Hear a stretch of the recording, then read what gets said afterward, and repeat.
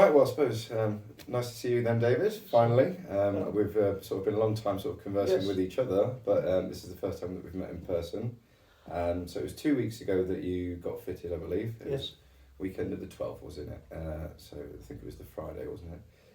That was with Rosie. Rosie, yeah. Yeah, did you get on with her all right? She's great. Oh, she's lovely, isn't she? She's great. Yeah, I met her a few times and she's very caring.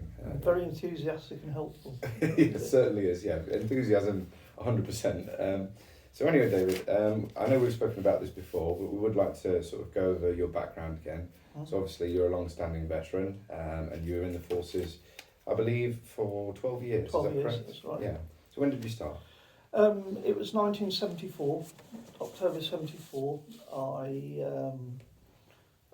did the apprenticeship.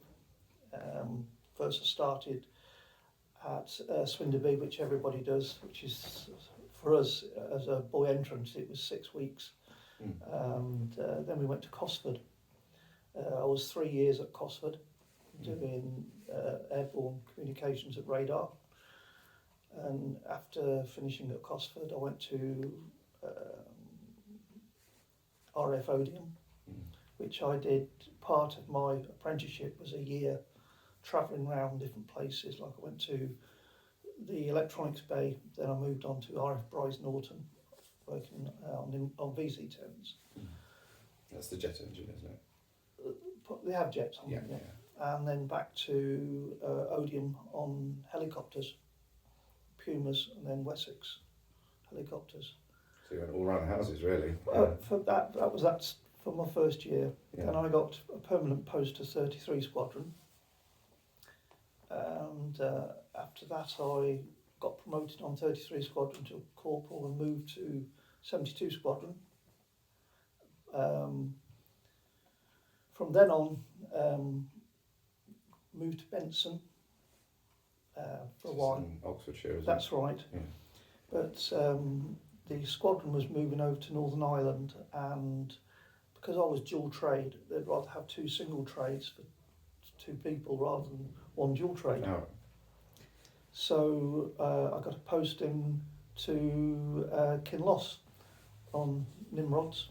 That's North Scotland, isn't it? North Scotland on the Murray. Very, very north, I think. Yeah.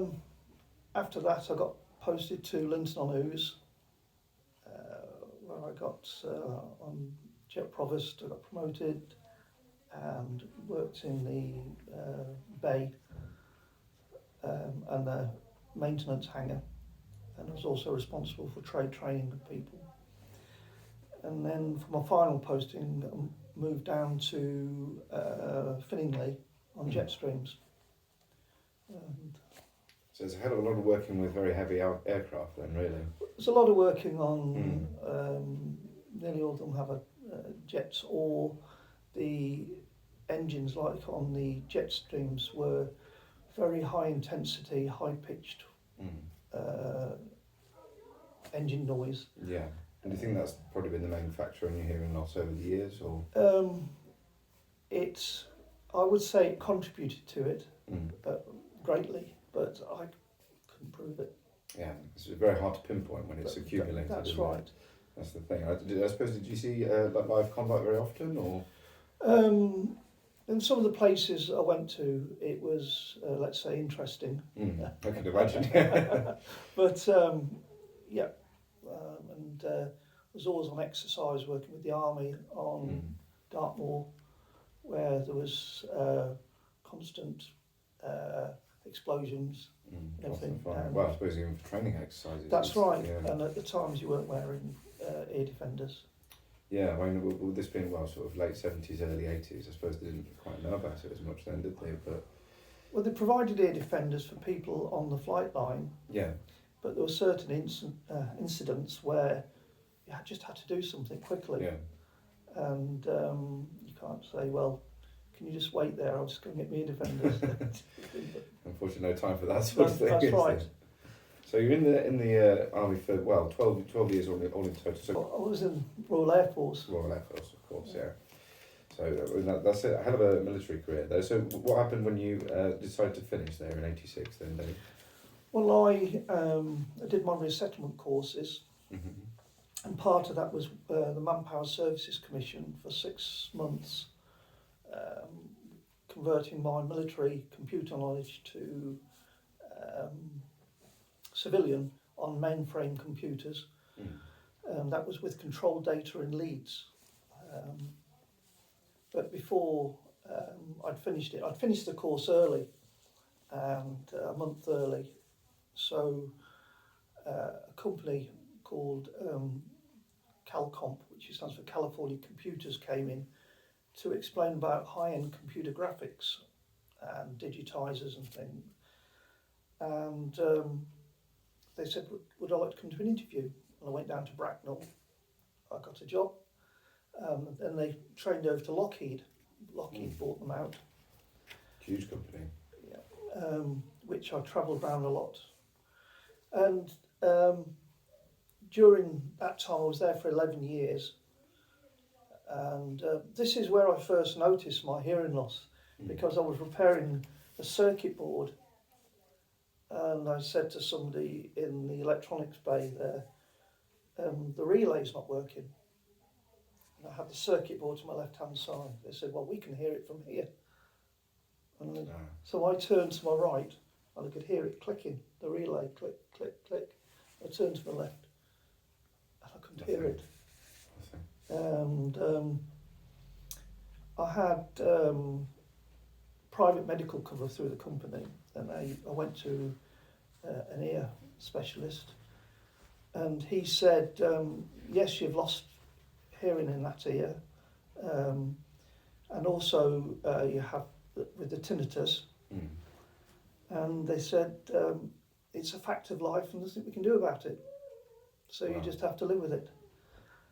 And I thought, well, if a specialist says that, you think, well, that's it. That's it, yeah.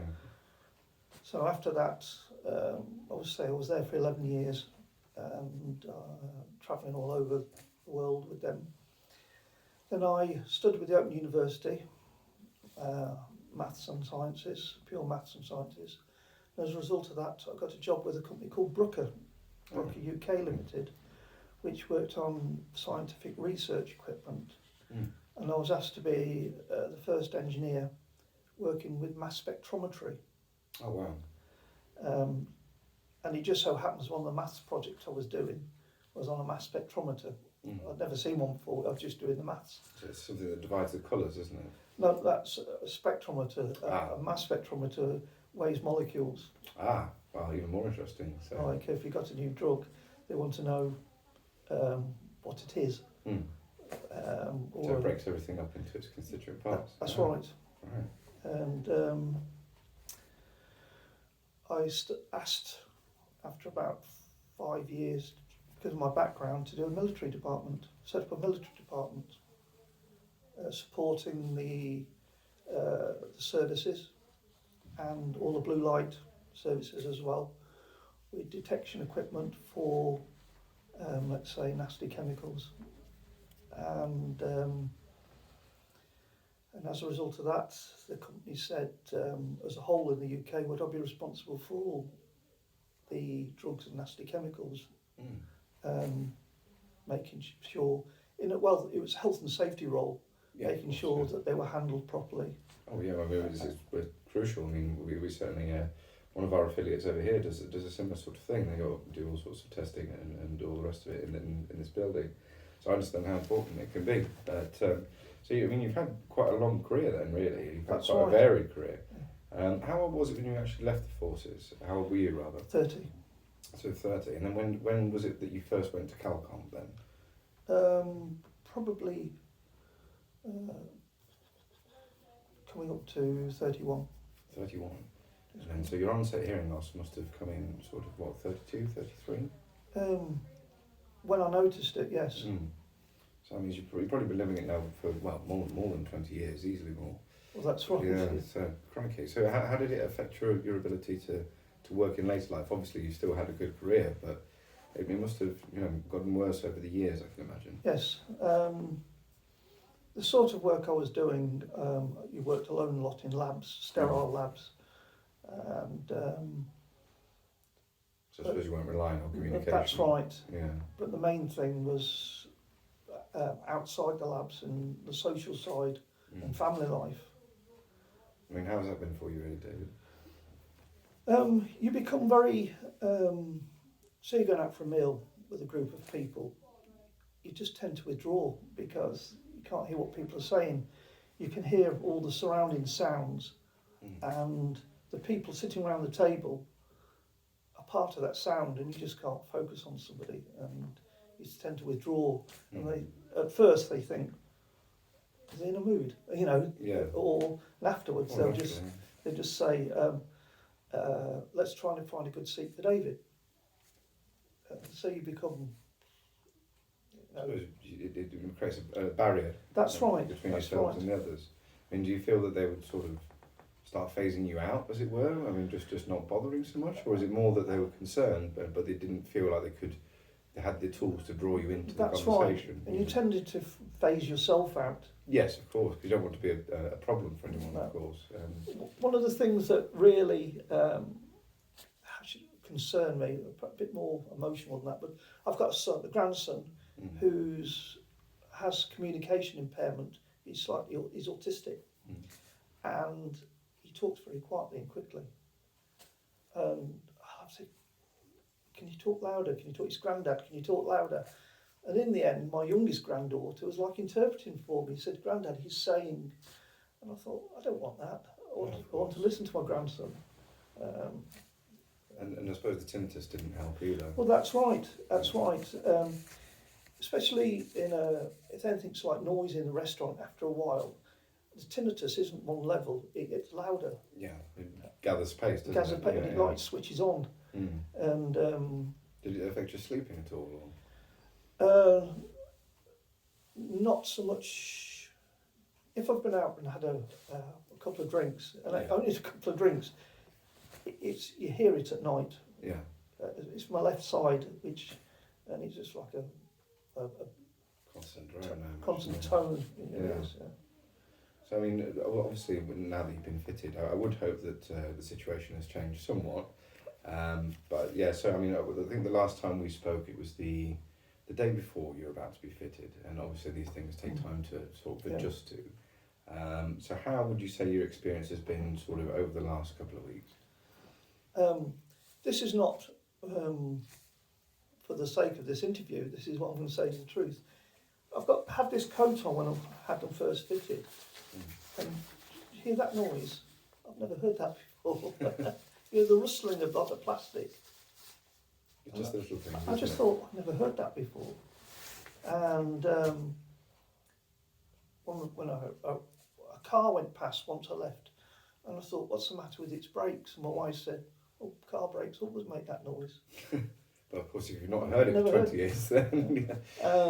And then we got home and put the TV on, and I said, "Why have you got it this loud?"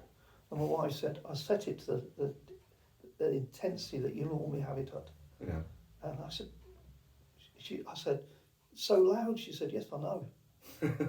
So we turned it down. My wife said, "Can you turn it up a bit, please? Because I can't hear it now." She was on the other foot for once. Right. And I like listening to music, and I've had to readjust everything. So the treble, the high end, has come right down to the middle, and the bass has come to the middle. So everything has... Would you say it sounds more natural now? That's right. Yeah. And things like when you're outside, one of my problems was I couldn't tell the direction because it's like skewed. And I said, I can hear a bird or an aeroplane. Where is it? And my wife would point out where it was. But now the ears are balanced. I know where it is. Oh, that must be fantastic. Getting your sense of bearing back again. That's right. Well, that's absolutely lovely, David. I mean, so it must have made a huge impact to your social life as well, then. Well, yes, we went out to a meal with the family, and there's a button on either side. And when it started to get a bit noisy, and I pressed this button, and I could hear everybody speak. You know, you can just be part of it again. And you feel yourself becoming more social? That's right. Yeah. And my brother-in-law said, because these are so small and hidden. He said, "Oh, I didn't realise you were wearing them, but you must be because you can hear." Exactly. And I that's mean, when I was watching you come in, I could barely notice them. So yeah, they're quite discreet as well, which is always nice, really, isn't That's it? right. Yeah. I mean, you don't want to be showing it off too much, as it were. No. But no, I mean that's fantastic. So I mean, when it comes to sort of the tinnitus side of things, I mean, obviously tinnitus is one of those things that you can't cure as such. Mm. But do you think it's had an impact on how you dealt with it? It's as Rosie said, it takes a time to. It doesn't just suddenly. Oh no, it's but- one of those things that doesn't. No. But yesterday I noticed. I thought I can't hear it, and I can hear it now slightly, but it was in a very quiet room, which normally it is worse because there's nothing else there. I thought I can't hear it, and then but later on it came back. But I thought, well, that's a start. Yeah. Which is that. It will take time, of Yeah. course. I mean, it has only been a couple of weeks, but I mean, even to see just a gradual improvement from then to now is Yeah, that's. That's brilliant. Have you been trying the Widex app at all? Yes, I've been trying it, and So everyone from white noise and things like that. that's right. Yeah. I've still yet to play with it a bit more because it's been a really busy weekend. I can imagine. Yeah. And but this morning I've ordered a new phone because mine's a Samsung S8 and it doesn't have the Android 10 on it, which is part of the to connect the phone to my hearing aids. Yeah, the newer the better, really, with these models. So I've got an S8 with Android 10 on it, and it also will upgrade to Android 11. And my wife's got one, so I downloaded the Widex app to hers, and she played some music, and it went to my ear, and it was lovely. so How is she getting on with the app? I'm sure she's figuring it out as well, isn't she? Well, she was just playing with it for myself, and I said, right, now you've got it. I said, I know your phone works. I want you to take it off because I don't want you messing around with my ears. So there could be a few practical jokes in there somewhere, but obviously you wouldn't want too much of that. So I mean, it is fantastic to see the improvement. I mean, certainly when we last spoke over the phone, your mood has certainly uplifted since then, I hope. It's well, I'm grateful to Widex. I'm grateful to yourselves, the organisation, the charity, because for people like me, you think there's a huge queue. Originally it was through the British Legion. I'm part of the British Legion on the Poppy appeal side, and that all fell through. And I was thinking, well, there must be hundreds of people like me who have been Indeed, through there are. loud bangs and jet engines and things, and so I feel quite privileged to be able to have been selected for this pair. No, I mean, I'm ecstatic to have helped you along with it, David, honestly. It's been a bit of a labour of love, but yeah, I mean, we'll have to definitely thank the chaps over at Widex for sponsoring you. And it is genuinely fantastic to see the improvement in yourself and hopefully in your life as well. I mean, with any luck, fingers crossed, it'll be the first of many. I hope so. Yeah, I mean, fingers crossed. We'll see how it goes. But yeah, I think that's a wrap.